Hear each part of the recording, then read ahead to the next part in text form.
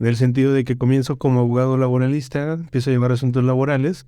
Sin embargo, de ahí comienzo a tener también un poco más de contacto con empresas y con personas relacionadas con todo lo relativo a las TICs. Incluso actualmente me encuentro como tutor, profesor de una materia denominada Los nuevos derechos de los pacientes frente a las TICs y los derechos humanos para una universidad privada a nivel nacional. Incluso dentro de algunos cuerpos normativos, por mencionarte, por ejemplo, la Ley Federal del Trabajo, ya contempla un apartado dentro de las pruebas de los medios aportados por los avances de la ciencia. En donde ya podemos ofrecer conversaciones en alguna plataforma de comunicación de WhatsApp, por ejemplo, en donde podemos estar haciendo exhibición de videos, donde podemos estar haciendo fijación de imágenes que son sustraídas de algunas cámaras o de otro tipo de dispositivos, para que precisamente podamos llegar a tener una búsqueda de una impartición de justicia en la mayor medida posible apegado a lo que se está pretendiendo. Es como si supieras cómo robar un banco y fueras a robar el banco y después le dijeras, mira, te robé. De tu dinero, ahí te va. Es una situación que a final de cuentas es una conducta que está sancionada, que está considerada como un delito y que quizá esa no es la forma correcta de decirle al banco que está en un punto de vulnerabilidad con relación a su seguridad. Sí, claro, porque a final de cuentas no podemos dejar de lado en todo el tema de ciberseguridad que una cosa es la información, toda la cuestión de vamos a llamarle del software y todo el aspecto relativo del hardware. Es decir, en dónde vamos a estar almacenando físicamente o materialmente toda esta información, ya sea en la nube o en el espacio que se va a estar creando, porque no solo somos responsables de esta información. El adulterio incluso en cierto momento llegó a ser considerado un delito. Dice, ahorita manera de broma, ya no es delito, es delito.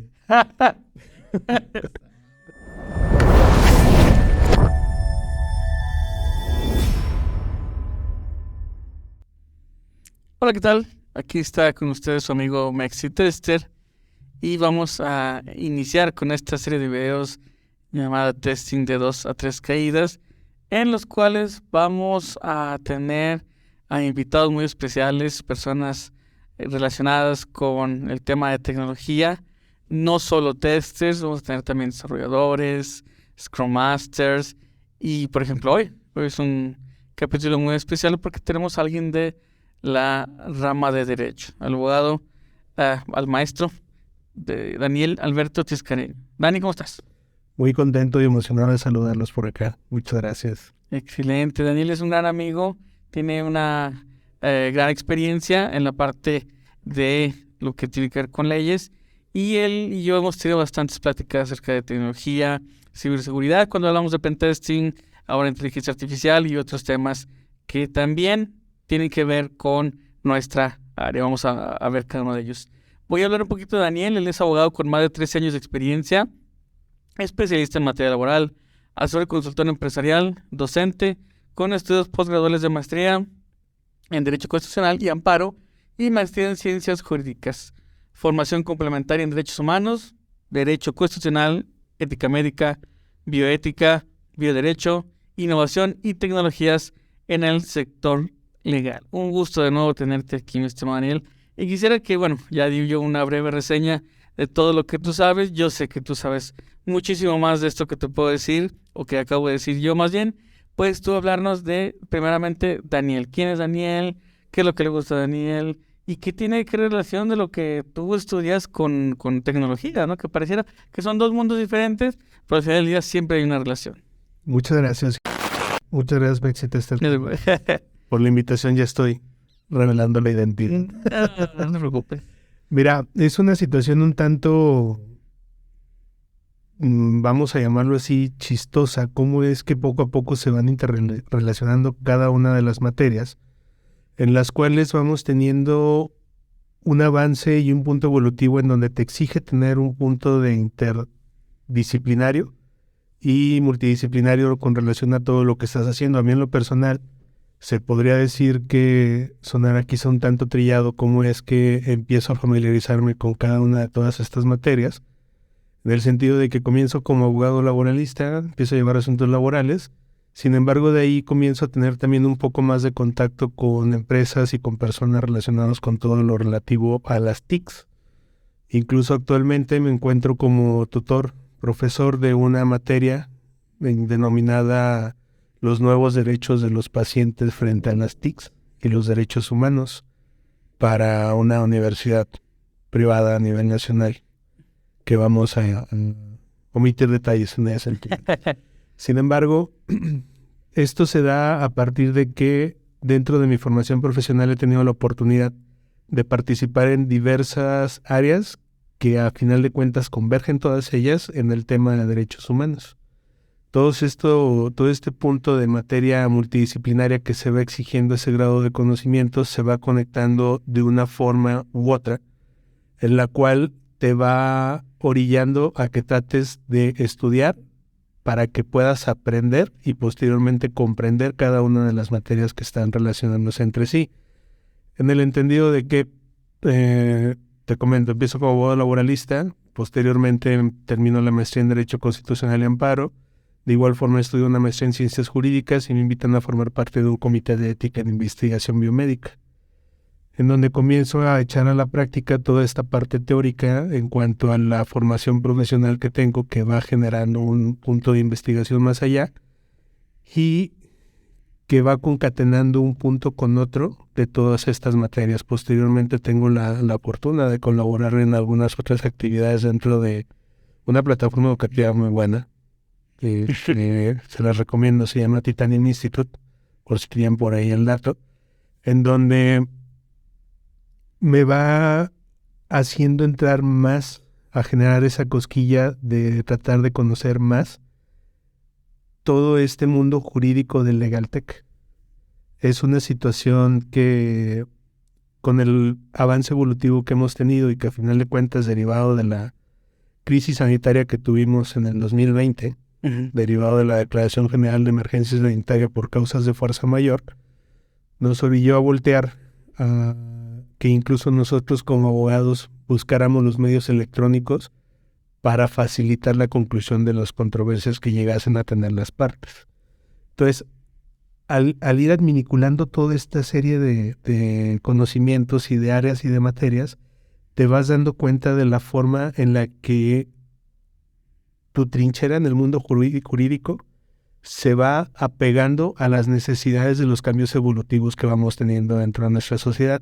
La inteligencia artificial es una situación compleja por demás, maravillosa, con todo lo que pasa. Sin embargo, es una situación que va buscando el profesionista, en el caso de tu servidor, de tratar de aprender un poquito más para estar encontrando la forma en la que se está relacionando todo este mundo jurídico con el aspecto tecnológico y obviamente con el desarrollo humano, con este crecimiento social, con todo este avance social, que no es solo un crecimiento y avance sencillo, sino que tiene que ser controlado, regulado y medido para que podamos hacerlo de manera adecuada y que no lleguemos a caer quizá en alguna situación de, no sé, película de Terminator, Skynet, estos temas.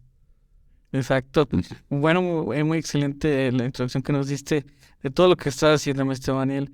Y tengo una pregunta. En cuestión de todo lo que es derecho, que no es algo sencillo, no es una sola rama, tal vez tenemos esa mala concepción de que derecho es solo un área. Así como en TI tenemos desarrollo, testing, project manager, etcétera. También de tu carrera existen esas otras ramas.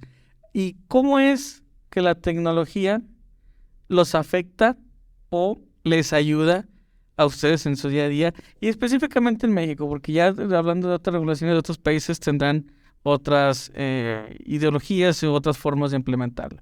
Aquí en México, ¿cómo les ayuda o les impacta? Fíjate que tenemos una injerencia muy amplia por parte de todo el avance tecnológico con relación a nuestro día a día del ejercicio de la profesión.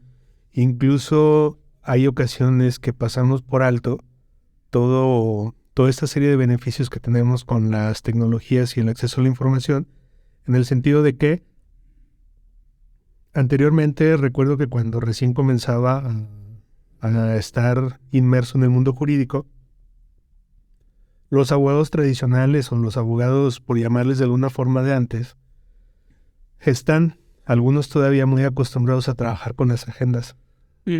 Las agendas físicas en donde cada año de manera anticipada ya estaban comprando su agenda del año subsecuente para poder estar llevando a cabo el control de todos sus asuntos.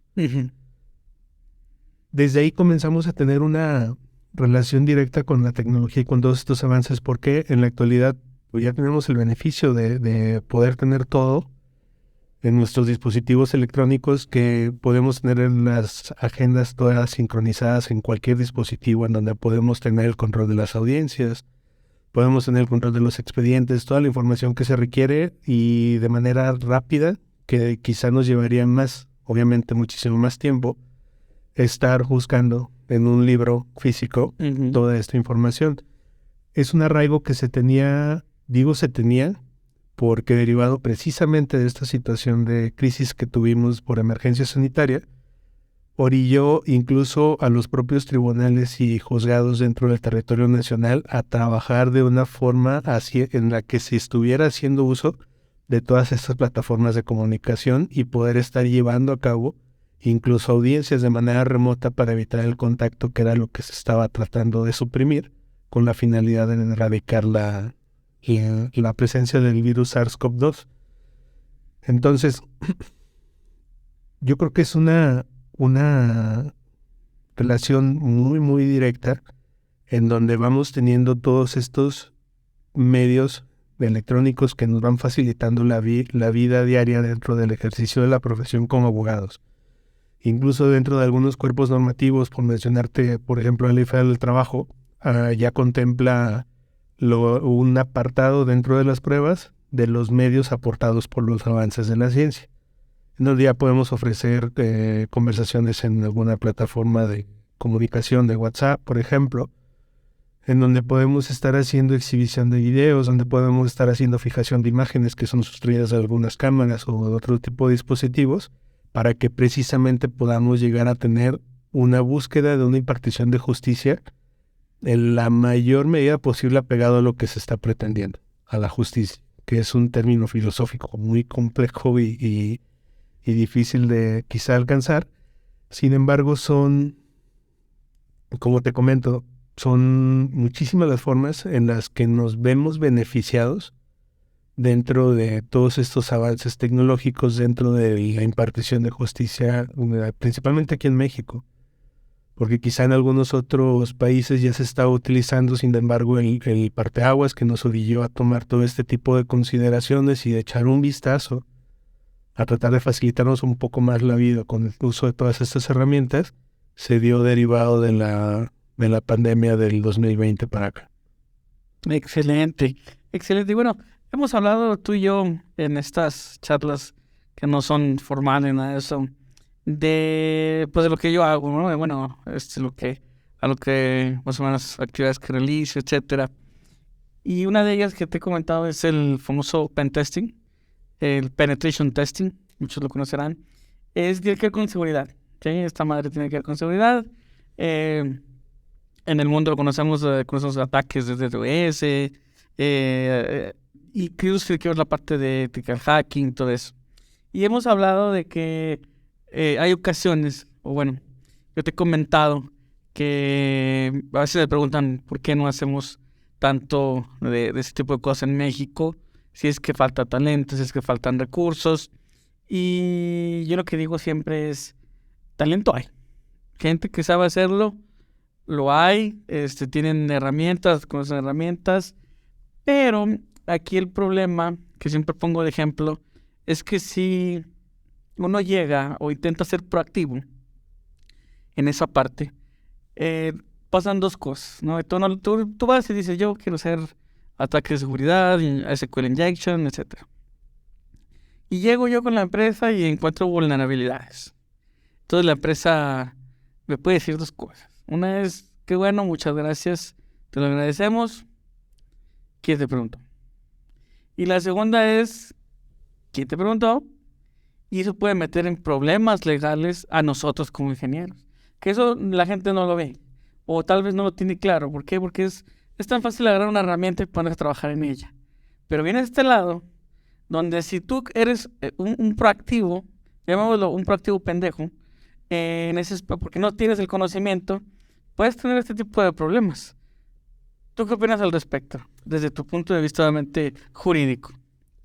Es una situación que yo creo que lo que se está pretendiendo o lo que se pretendería, el ideal de encontrar con todo este tipo de conductas, es buscar las formas de hacer ver quizá esta vulnerabilidad que se tiene con relación a la ciberseguridad de cada una de las plataformas. Bajo la consideración siguiente, quizás si lo ponemos bajo alguna manera de homologarlo, de hacer un símil, una comparación, es como si supieras cómo robar un banco y fueras a robar el banco y después le dijeras, mira, te robé. De tu dinero, ahí te va. Es una situación que a final de cuentas es una conducta que está sancionada, que está considerada como un delito y que quizá esa no es la forma correcta de decirle al banco que está en un punto de vulnerabilidad con relación a su seguridad. En el entendido siguiente, yo creo que sería muy diferente, quizá lejos del tema de la proactividad, de decir, bueno, vamos a simular que yo voy a realizar un ataque para tu sistema de seguridad y te voy a detectar todos los puntos débiles que tienes para decirte por dónde te podemos atacar. Y en el caso, por ejemplo, de que a mí se me ocurriera, porque no sabía este conocimiento, gracias, ahorita ya te tenemos a ti, y yo lo hice. Y ahorita estoy en un problema, porque dijeron, este monito se le ocurre ser proactivo.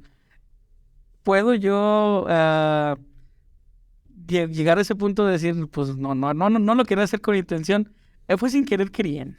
Si hay consideraciones en materia penal con relación a las excluyentes de responsabilidad por alguna situación de esta naturaleza, es decir, por alguna cuestión culposa, hermosa, colado, ¿no?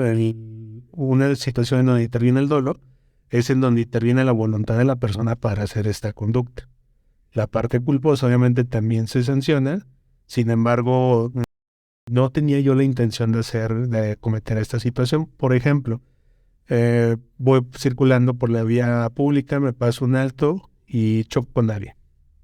Yo no tenía la intención de chocar, yo no pasé el alto porque traía prisa, pero mi intención no era generar un daño. Entonces van a disminuir obviamente las penas y las sanciones, a diferencia quizá de que hubiera sido generado bajo los efectos de alguna sustancia tóxica o que haya sido verdaderamente con la intención de llegar y chocar a alguien y de generar ese daño. En esta situación debemos de analizar obviamente todos los componentes de las conductas para poder determinar si verdaderamente estamos cometiendo algún delito o no. ¿Por qué? Se me ocurre, por ejemplo, suponiendo que dentro del marco legal, relacionándonos con materia de trabajo, dentro de tu contrato que se realizó dentro de esta empresa, viene de manera descrita y exhaustiva, señalado que tú dentro de tus funciones vas a hacer tal. Y vienen señalados de manera enunciativa más no limitativa. Es decir, yo te dije que tú probaras, que tú hicieras tus pruebas, que tú hicieras todo lo que fuera relativo a tu puesto y a tu función de trabajo. Pero nunca me dijiste que no hiciera eso. Entonces, es aquí lo que te digo, lo bonito de cómo se va interrelacionando todas y cada una de las materias para que tengamos esa exigencia de ser interdisciplinarios y multidisciplinarios para poder estar adentrándonos más un poco a todos estos temas de ciberseguridad y de avances tecnológicos, porque te exige que tengas un poquito de conocimiento de todas las demás áreas para ver de qué forma puedes tú estar apoyando a disipar dudas que lleguen a tener las personas que te están consultando, o bien a propiciar esas inquietudes para no dejar ningún tipo de vacío legal que pueda generar algún conflicto posterior por una situación de esta naturaleza. O sea, pensando en defensa del trabajador o pensando en defensa también de la empresa. Porque ya ahorita todo lo relativo al tratamiento de datos es una situación que va avanzando muchísimo en cuanto al tratamiento que se les da el uso de datos personales en posesión de particulares, así como en entidades públicas, para que se sancione en caso de que se dé mal uso y que tengan obviamente también el beneficio de los derechos ARCO. que es el acceso, la rectificación y la corrección u oposición a la publicación de esta serie de información que brindamos. Excelente. Pues bueno, ya tenemos información que nos ha dado Daniel, preguntas que ustedes pueden dejarnos también en los comentarios que responderemos aquí dentro del video. Se fijan, la idea es tener algo tranquilo, algo relajarnos. Estamos tomando una cervecita, ustedes pueden tomar café, mate, agua natural, lo que ustedes gusten. Entonces, Dani, me quedé con estamos hablando de ciberseguridad, estamos hablando de que te hiciste un chocomil tú. Pero bueno, estamos hablando de que había problemas legales, tú puedes tener un problema legal. Y tengo una duda ahí. ¿Cuál crees que o si has tenido, más bien en primer lugar, algún caso relacionado a este tipo de situaciones que tengan que ver con que el ingeniero, el desarrollador, el tester, hayan tenido una situación muy puntual, sin decir nombres, sin decir persona de eso, que digas, eso tiene que ver con alguna situación en particular que tiene que ver con el desempeño o con las actividades que desarrollaba esta persona? Fíjate que afortunadamente dentro de las empresas que me ha tocado estar asesorando y consultando dentro de todo este tipo de área de conocimiento, han tenido una forma de implementar muy meticulosa y muy disciplinada y puntual la manera en la que le dan toda esta serie de atención y tratamiento a todo este tipo de situaciones. Por ejemplo, dentro de los contratos, además de dar los contratos de trabajo, los contratos de colaboración o los contratos de prestación de servicios profesionales por parte de las personas que lleguen a estar realizando alguna actividad dentro de estas empresas, tenemos los acuerdos y los avisos de confidencialidad, en donde además de estipular de manera clara y detallada qué es lo que deben de estar haciendo dentro de las funciones y cuál es el tratamiento que se le tiene que estar dando, buscamos la forma de estarle sugiriendo también al cliente la manera en la que se tiene que hacer toda esta, por llamarle de alguna forma, cadena de custodia a la información y los datos que están tratando cada una de las personas que están colaborando dentro de las empresas, en el sentido de que deben de estar indicando quién es la persona que recibe la información, qué recibe, en dónde la almacena, cuál es el dispositivo que la almacena, que se describa de manera puntual y detallada cuál es el dispositivo en donde va a estar almacenada esta información, así como los accesos y las claves y códigos de seguridad que se van a tener para que verdaderamente tengamos este seguimiento, que podamos tener el punto de identificación en donde posiblemente si llegase a dar alguna fuga de información de esta naturaleza, o bien también describir de manera detallada cuáles van a ser las funciones que van a estar realizando los programadores y los testers dentro de las empresas, para que no vayan a quizá caer en este ejemplo que estábamos poniendo hace un momento, de decir, bueno, pues que tú me dijiste que hiciera, yo hice. ¿Por qué? Se trata de estar especificando y señalando que las conductas que se realicen que sean apegadas a normas de derecho, que sean apegadas a buenas costumbres, que no se busque estar generando alguna afectación o daño en la empresa, o que no se esté generando alguna divulgación o tratamiento diferente a las funciones que va a estar desarrollando esta persona dentro de cada empresa en el campo de su trabajo. Interesante. Tomaste un tema que tal vez nosotros tal vez no lo tengamos en el día a día, y es porque estamos enfocados justamente cuando hablamos de lo técnico en estas actividades, desarrollar nuestros skills, soft skills, technical skills, y es esos contratos que hacen las empresas o que se hacen de forma individual. Todo eso que se hace, como tú comentas, en la parte de seguridad, de password, de información que se va a tratar, a veces no las consideramos nosotros como parte de ingenieros, o no le damos la importancia que debería. Entonces, ahí podemos decir que hay una recomendación muy importante para ti si ya estás trabajando, para ti si vas a entrar a trabajar. Revisa la documentación que te está dando, y hay puntos, le podemos decir puntos, como el de la computadora, de quién es, qué va a trabajar, de que podemos decir que esos puntos son importantes de remarcar para cada uno de nosotros. Sí, claro, porque a final de cuentas no podemos dejar de lado en todo el tema de ciberseguridad que una cosa es la información, toda la cuestión de vamos a llamarle del software y todo el aspecto relativo del hardware. Es decir, en dónde vamos a estar almacenando físicamente o materialmente toda esta información, ya sea en la nube o en el espacio que se va a estar creando, porque no solo somos responsables de esta información, sino que precisamente para garantizar que vamos a estar haciendo una protección adecuada de toda esta información y todos estos datos, debemos de contar con los equipos y los soportes electrónicos necesarios y suficientes para que no vayamos a generar una posible vulneración de fuga de información de todos estos datos que se supone que dentro del ejercicio del trabajo de cada empresa, al tener posesión de esta información, debe estarlos resguardando, no los tiene que estar haciendo públicos, y que si bien quizá se trate de algún ataque, pues obviamente tratar de dar todo ese seguimiento de decir cuáles fueron todos los pasos que siguieron y que tuvieron para tratar ellos en la mayor medida de lo posible, garantizar esa fuga de información, garantizar esa protección de esa información y que no se vaya a generar este robo de datos personales para cualquier uso que sea distinto al que se está destinando a toda esta información. Es una situación que quizá para el empleado o el colaborador no va a generar tanto alguna posible repercusión tan grande en el aspecto económico, en el impacto económico, porque al final de cuentas se rescinde su contrato, se termina, se corre y pues eventualmente las sanciones que se vayan a buscar económicas en contra de él. Sin embargo, en lo que respecta a las empresas, yo considero que es una cuestión de un impacto económico muy fuerte el hecho de perder a un cliente por haber tenido esta vulneración a su seguridad y que además este cliente pues se encargue de estar haciendo la difusión con los demás de que es una empresa que está quizá desprotegida con todo este aspecto del mundo jurídico de la ciberseguridad. Excelente.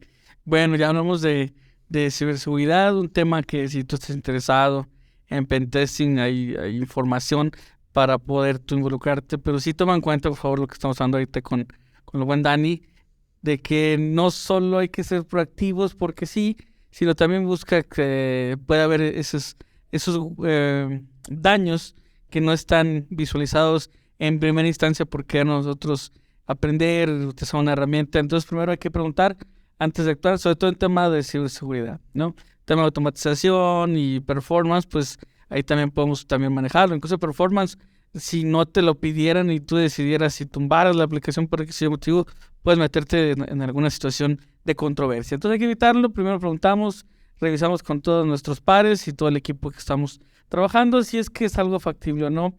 Si hay dudas, simplemente levantar la mano, ir con profesionales como Daniel lo es. Ahora vamos a hablar de un tema que está en boca de todos actualmente, la famosa inteligencia artificial. Sabemos que existe desde hace mucho tiempo, algoritmos genéticos, redes neuronales, redes neurodifusas, fuzzy logic, etc. Pero ahora llegó el auge porque es más fácil acceder. Antes se veía como que inteligencia artificial era algo única y exclusivamente de personas de computación, ingenieros, etcétera. Pero ya no, ya cualquier persona puede utilizar ahorita ChatGPT, algunas otras herramientas como Dell, etcétera, que nos ayudan, por ejemplo, a crear los dino personajes, el dino ingeniero, creo que sí, el laborosaurio, el laborosaurio. Abogadosaurio es ese güey. Y quiero preguntarte creo que esta pregunta es básica para todos, hacerla. Y el responderla, pues también tiene su por qué, ¿no? ¿Tú crees que la inteligencia artificial va a quitarles el trabajo en general a las personas y luego a ustedes como abogados? Fíjate que yo creo que no. Yo creo que no, porque a final de cuentas, si bien es cierto, se está generando un grado de automatización muy avanzado y muy complejo y que obviamente en la mayor medida va a ir incrementándose, es una situación que no podemos dejar de lado el grado de conciencia humano ni la humanidad como para poder dejarle todo a la inteligencia artificial, a toda la automatización.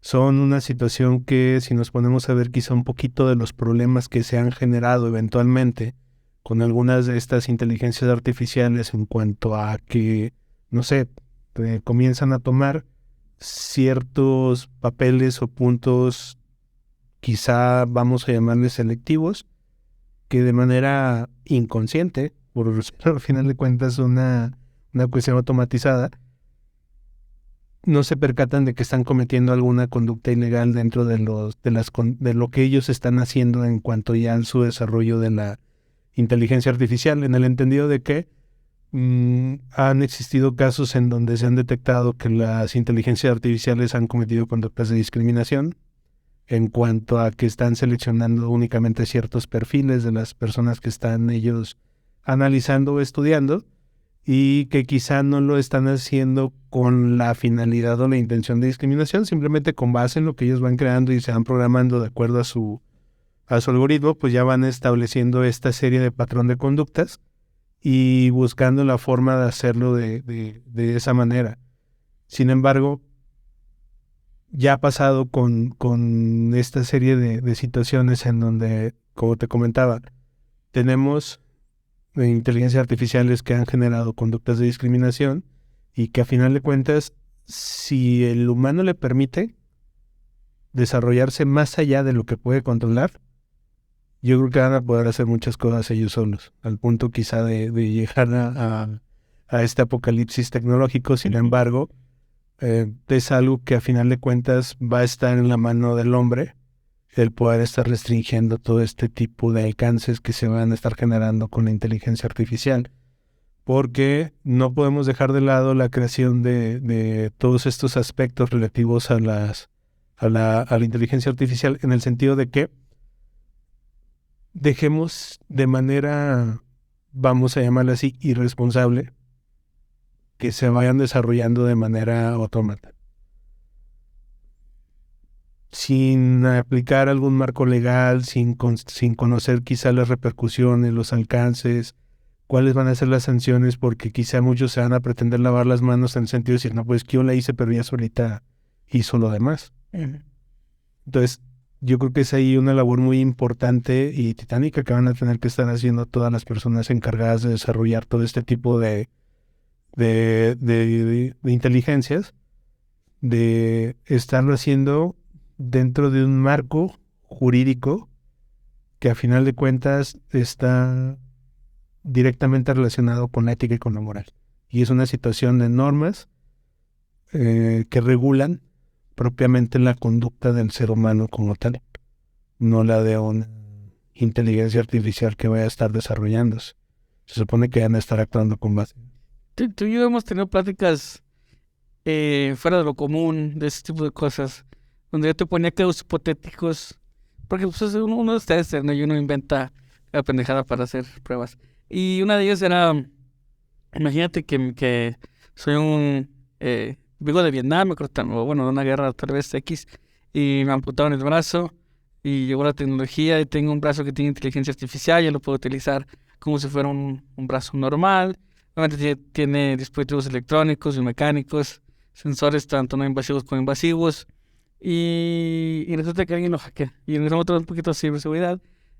Y la inteligencia artificial, pues bueno, tiene que ver con el cómo reacciona, la interacción, y todo eso me ayuda a que esta mano biónica sirva como una mano normal, pero es atacada, vulnerada, hace que la inteligencia artificial se corrompa, y en este caso, pues con esta mano súper poderosa intento matar a alguien, ¿no? Estoy cerca de ti y de repente, ¡pam!, te agarro el cuello, imagínate, ¿no? ¿Por qué? Porque tiene el control. Ahí te he preguntado muchas veces, ¿quién tiene la culpa? Yo, por haber dejado vulnerarme, por haber usado tecnología que no conocía, los güeyes que desarrollaron la tecnología, Elon Musk, ¿quién tiene la culpa ahí? Fíjate que precisamente atendiendo y regresándonos un poquito a lo que estábamos platicando, es una situación que precisamente de ahí deriva el grado de complejidad, del grado de complejidad y de responsabilidad que deben de tener todas las personas involucradas en estos temas, en el sentido de que con qué grado de apertura o con qué grado de conciencia moral voy a estar yo haciendo algo que posiblemente vaya a generar de manera posterior una repercusión de esta naturaleza. ¿Hasta qué punto le voy a dar libertad de generar esta automatización para que esta inteligencia artificial pues haga lo que se pueda hacer por sí sola o por alguna intervención por parte de algún tercero, como lo estabas comentando, por un ataque? Considero que dentro de los candados que deben de existir en materia legal respecto de la regulación de todos este tipo de conductas, uno es que, no sé, una forma eventualmente de cubrir estas situaciones a través de pólizas de seguros por parte de las empresas que provean estos servicios, y otra, también la aceptación de una responsabilidad solidaria por parte de la persona que está aceptando la implementación de esta situación, con la finalidad de que obviamente tengamos a quien hacer responsable en caso de que se cometa una conducta de esta naturaleza, para que no quede así al espacio abierto. Fue la mano. Yo no fui. Yo que tengo la mano amputada y que usé esa mano, yo no fui, yo no le dije que lo hiciera, lo hizo solo, y tengo las pruebas de que fue manipulada por algún ataque de un tercero, y que luego la empresa que se encarga de fabricar este tipo de tecnologías diga, pues es que yo la programé bien, echa la culpa al otro. Porque si nos apegamos a esta situación, a esto así, de, de, de una forma rápida en la que se me ocurre darle una solución a una controversia de esta naturaleza, y también ese control para evitar eventualmente las responsabilidades que no se vayan a aplicar las sanciones que se resulten pertinentes, sería hacerlo así, de esta forma. ¿Para qué? Para que tanto la persona que tenga el uso de esa mano biónica y la persona que cree la mano biónica pues resulten responsables en caso de que tengan alguna situación de esta naturaleza, y que eventualmente no encontremos al responsable directo de haber cometido este ataque dentro de la ciberseguridad. Hace unos momentos estábamos comentando con relación a la cuestión dolosa y culposa. Podríamos decir que tanto el fabricante como el usuario, pues ellos no tuvieron la intención de que pasara eso, sin embargo pasó. En consecuencia, aplicarles una sanción de esta forma, en donde quizá no sea eventualmente una situación dolosa, sino que se aplique una sanción como si se tratara de algún delito culposo, en donde no tenían intención de hacerlo, sin embargo pues pasó, y que se les aplique en la medida una sanción que garantice esa efectividad por parte de las empresas creadoras de estos, para que no vayan a tener repercusiones después de que no sepamos a quién vamos a atribuir la responsabilidad de esta naturaleza. Que tengo una pregunta una pregunta basada en lo que se ha visto en la actualidad. Hay empresas en Estados Unidos, empresas dedicadas a derecho de diferentes tipos, laboral, mercantil, etcétera, que están ya implementando su inteligencia artificial. Ha tenido controversias porque algunos están pidiendo que la detengan, que no lo usen, etcétera. Como hablábamos hace poquito de que, por ejemplo, en Estados Unidos, yo no sería en esa parte, ahorita nos platicas tú, de que ellos se basan en casos pasados, como tienen un caso actual, de si pasó algo, se regresan a Taylor contra el estado de Arizona en 1800, hicieron esto, o resolución algún juez esto. Yo creo que en México, cuando platicamos, no es así. En México siento que es más creatividad cuando hay un caso para poder resolverlo o llegar al fondo. ¿Qué nos puedes decir de esas dos cosas? Primero, de las empresas que utilizan inteligencia artificial, si crees posible o lo ves viable o lo ves bien, y la otra es la relación que existe. Mira, obviamente es una situación que en lo personal considero obviamente completamente válido que podamos hacer uso de la inteligencia artificial para la resolución o atención de ciertos asuntos en específico que requieren el procesamiento de información de manera más sistemática y mecanizada, con la finalidad de ahorrarnos a nosotros quizá todo este procesamiento de datos que debemos de tener. Sin embargo, en lo que sí estoy un tanto en desacuerdo con relación al uso de inteligencia artificial es para poder resolver los conflictos, es decir, para la labor propia ya del abogado. ¿Por qué? Porque al final de cuentas existen asuntos, existen ciertas situaciones jurídicas que vamos a poder, como te estábamos mencionando, tener un procesamiento de información y de datos de manera mecanizada y sistematizada. Sin embargo, no siempre vamos a poder estar llevando a cabo la resolución de problemas de esta naturaleza, porque intervienen una serie de factores humanos que deben obviamente atenderse con relación al cómo ser por parte del abogado, es decir, al aspecto deontológico de nosotros como profesionistas en ese deber ser, en el entendido de que se ven inmiscuidos en muchas ocasiones cuestiones éticas, cuestiones morales con el derecho. Ya no podemos verlos como una cuestión separada, sino que guardan precisamente esta relación muy, muy estrecha, intrínseca entre uno y otro, con relación a la situación de la resolución de controversias. Es, por ejemplo, si nos apegáremos a una situación de una ideología jus-positivista, es decir, del derecho positivo, de todo aquel derecho que esté escrito, pues sí, inteligencia artificial, por favor, entra a hacer toda la chamba y tú encárgate de resolver. ¿Por qué? Porque únicamente va a estar tratando de aplicar lo que dice la norma para la resolución del caso en concreto. En el caso del derecho anglosajón, del common law, es el tema de la resolución de asuntos por precedentes, que es lo que te estabas comentando. Nosotros tenemos nuestro marco, nuestro cuerpo normativo, en donde tenemos que atender a esta aplicación del derecho, a esta consulta de las normas que vamos a tener y quizá eventualmente contrastarlas con relación a la efectiva observancia de la protección de los derechos humanos dentro de las situaciones en conflicto. Entonces, bajo esta consideración no podemos dejarle esa responsabilidad a una inteligencia artificial de resolver, de encargarse de hacer el trabajo de nosotros de manera completa como abogados. Por eso es que creo que no nos van a quitar la chamba, como estabas comentando en un principio, porque simplemente te pongo el siguiente ejemplo. Cuando existió el muro de Berlín, estaba una norma que siguió todos los procesos de creación en cuanto a su implementación, en cuanto al aspecto legislativo, y la norma facultaba a grandes rasgos para que los guardianes o los tiradores del muro de Berlín estuvieran perfectamente facultados para tirar a matar a cualquier persona que intentara cruzar el muro. Sin embargo, posteriormente, al tratar de hacer este contraste de esta ideología del justnaturalismo, es decir, aquel derecho que no está escrito como el justpositivismo, de tratar de generar un cuestionamiento a la norma.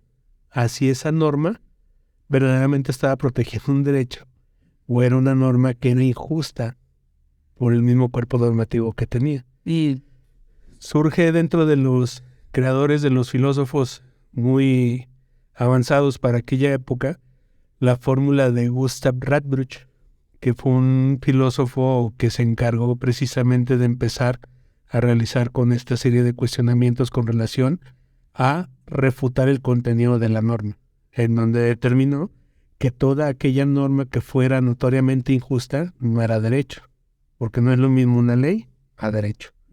Una ley puede ser todo aquel cuerpo normativo que sigue el procedimiento de creación, pero no necesariamente va a estar creando una protección de un derecho como tal. Entonces, bajo esta consideración, creo que no es válido poder estar realizando esta serie de atribuciones a que solo una inteligencia artificial, por la cuestión de los juicios de reproche de valores que se puedan llegar a estar inmiscuidos, que por mucho avance tecnológico que se tenga, por mucha automatización que se llegue a tener o autonomía, yo creo que va a ser muy complejo de poder estar llegando al razonamiento humano como tal, porque así como también avanza el aspecto evolutivo de la tecnología, el pensamiento humano también en cuanto a la capacidad de razonamiento, en cuanto a la capacidad de conciencia, va tornándose un tanto más amplio en un punto progresivo en la protección de los derechos humanos con relación a cómo se veía anteriormente. Incluso no nos vayamos tan lejos. ¿Qué es lo que pasaba con el tema de la cuestión electoral con las mujeres? Las mujeres anteriormente no podían realizar ningún tipo de intervención dentro de las cuestiones electorales, de la votación. Cambió todo este aspecto evolutivo, se dejaron todas estas ideologías dentro de una sociedad que a final de cuentas van siendo cuestiones éticas, cuestiones morales, que abandonen el cuerpo normativo que se tenían y se reconoce un derecho en favor de las personas, en este caso en específico de las mujeres. Entonces, en conclusión, y bajo toda esta serie de consideraciones, yo creo que sí podemos intervenir o relacionarnos con la inteligencia artificial, pero no van a ser ellos los que se encarguen de resolver la cuestión de los conflictos legales que se lleguen a plantear.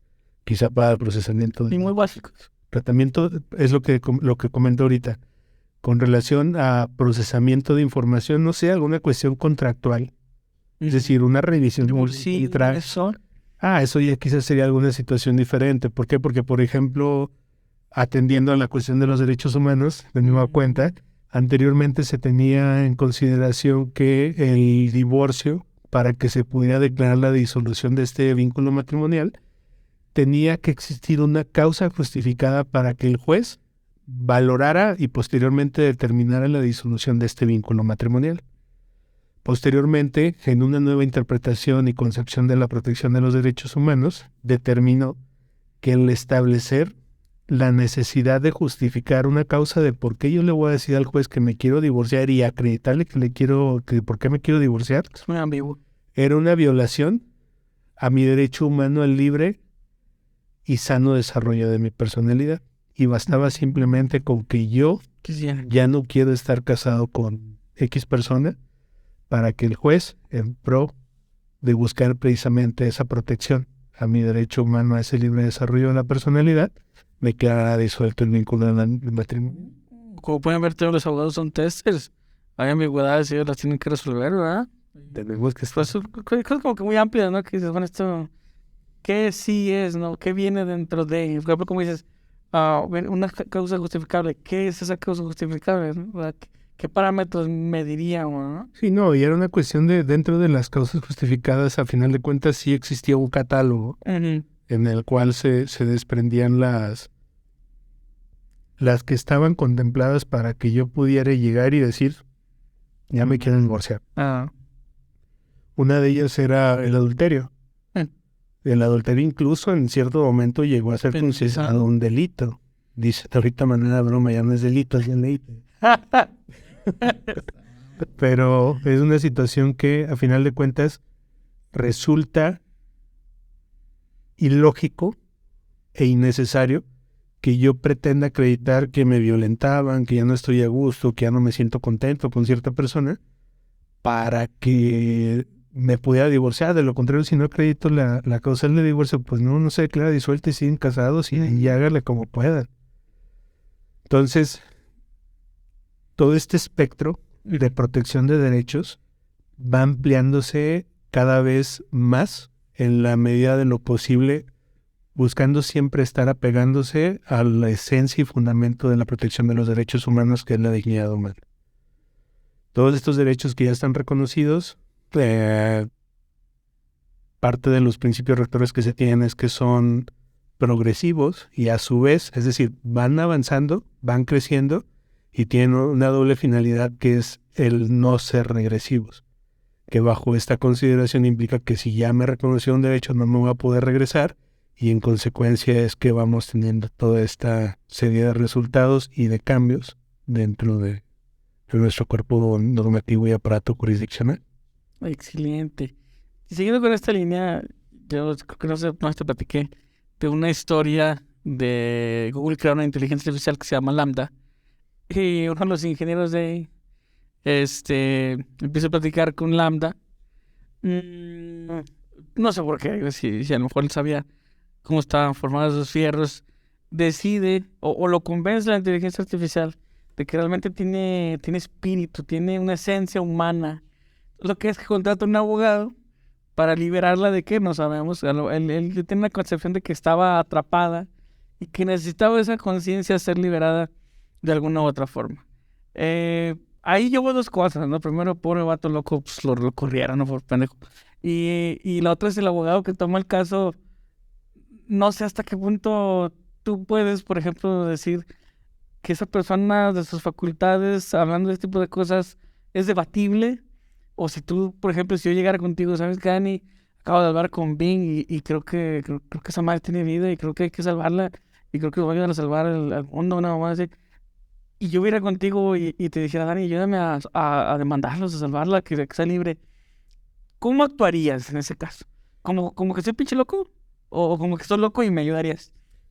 Fíjate que en muchas ocasiones han existido una serie de ideas o de planteamientos que inicialmente llegan a especularse o a verse como una locura. O como algo inalcanzable o como algo improcedente, hablando de cuestión jurídica.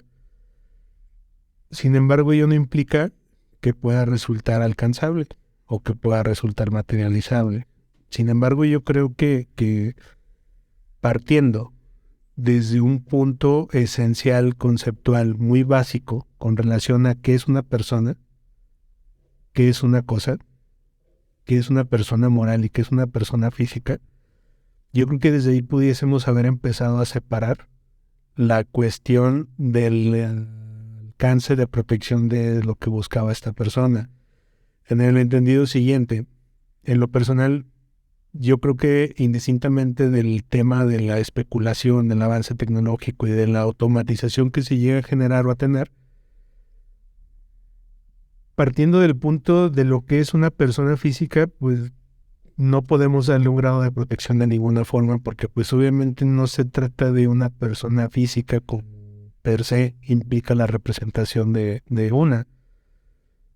Y en segundo, eventualmente, quizá, considero que pudiera resultar, y eso sí se me hace muy viable y alcanzable, pudiese darse el reconocimiento y tratamiento de una persona moral a la inteligencia artificial. Se me ocurre esto de esta, lo había, esto es algo que, como tú bien comentas, son de esos planteamientos que a veces tú te pones como que a divagar y buscar ese encuadre jurídico para darle una protección y reconocimiento también, porque al final de cuentas, una persona física, una persona moral, perdón, con las personas jurídicas, son entes creados de una ficción del derecho.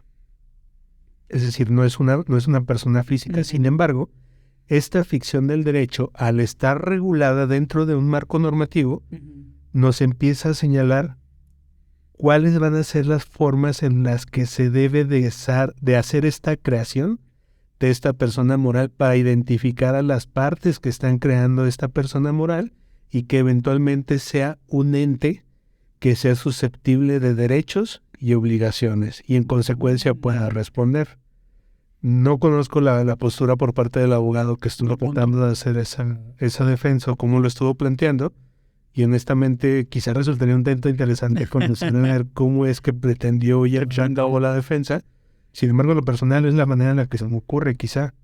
O sea, lejos de decir, sí quiero que le den Tratamiento. que le den una identidad a mi inteligencia tarrito de cerveza, Ajá. yo quiero que tú como Estado crees un marco jurídico regulatorio en donde me permitas darle un reconocimiento a ese tarrito de cerveza que yo estoy creando. ¿Por qué? Porque de esa forma tenemos un nombre, tenemos una identidad, tenemos una nacionalidad, tenemos un domicilio, es decir, ya tenemos rasgos característicos de una creación, una ficción del derecho, en donde podemos estarle aplicando en su momento las formas en las que se va a estar sancionando eventualmente ante cualquier controversia. Esto pasa algo similar con esta situación que me estás comentando. Yo como abogado lo que he buscado sería eso. Si tú Estados no me estás propiciando los mecanismos para salvaguardar o regular esta creación mía, entonces te pido que busques y lo implementes. Obviamente va a tener ciertos derechos que se le van a reconocer a esta persona jurídica, a esta persona moral, pero no van a ser los mismos que una persona física, por obvias razones. O sea, obviamente no puedo exigir la protección del derecho a la salud a una persona moral porque pues es una creación del derecho. No puedo pedir que metan a la cárcel a una persona moral porque no va a ser una persona física que sea un ente susceptible de que se le aplique una sanción de esta forma. Van a tener que ser sanciones que sean adecuadas para este tipo de creaciones que se lleguen a hacer. Y es un trabajo que a final de cuentas todos los estados en sus funciones como posición de garantes, es decir, como en esa posición de que tienen que estar cuidando y protegiendo los derechos, así como la implementación de los mecanismos para la protección de estos derechos, lo van a tener que eventualmente implementar y reconocer. Excelente. Mira, Dani, se nos acabó el tiempo. Estoy muy, muy agradecido por el tiempo que te tomaste de venir aquí, de platicar con nosotros, de mostrarnos a las personas que somos más del lado técnico que sí hay una relación importante en temas de tecnología y en temas de derecho de diferentes áreas, mercantil, laboral, vimos la parte de las personas morales incluso, cosas que no debemos dejar de lado y que son importantes porque tal vez en algún momento de nuestra vida es muy seguro que vas a llegar. Desde el simple hecho de un contrato que tú firmes, ya estás tomando parte de este universo y debes de obviamente conocer por lo menos qué es lo que te están queriendo decir, porque son tus derechos, obviamente es parte de ti, de tu ente. Y de nuevo agradecer tu tiempo, agradecerte a Mayra que está aquí en las cámaras, que es parte del equipo que nos está ayudando a todo lo que tiene que ver, Mayra. Y una última palabra, mi Dani, la que tú me quieras decir de lo que tú quieras hablar, unas últimas palabritas antes de irnos. Yo creo que primero es agradecer la oportunidad de estar aquí con ustedes. Es una labor muy noble y una dinámica muy interesante todo lo que se está proponiendo con esta iniciativa de Exitester y todo lo que implica.